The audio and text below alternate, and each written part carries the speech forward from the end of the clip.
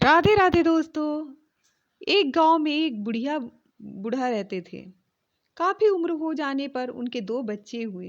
दोनों बच्चों की देखभाल भी अच्छे से करते। बच्चों के कारण मस्त रहते। एक दिन किसी बात पर उन दोनों के बीच झगड़ा हुआ। बुढ़िया दोनों बच्चों को लेकर रात में ही पैदल अपने मायके चली गई। सवेरे सोकर उठने पर उन तीनों को गायब देखकर बूढ़ा गुस्से में लाठी लेकर उन्हें खोजने निकला। वह बुढ़िया की नैहर की ओर चल पड़ा। रास्ते में वह एक पंडित से भेंट आ गया। पंडित पोथी पढ़ रहा था। बूढ़े ने पंडित से पूछा, भाई, क्या आपने तीन लोगों को दो ही पैरों से इधर जाते हुए देखा है? पंडित नहीं समझा कि बूढ़ा क्या कहना चाहता है। उसने टालने के लिए कहा, मैं तो मरे हुए लोगों से ही बात करता हूँ। जिंदा आदमियों से क्या बात करूं और क्या देखूं? मैंने किसी को नहीं देखा। एक दूसरे की पहली नुमा बातों से बूढ़ा भी चकित हुआ, पंडित भी।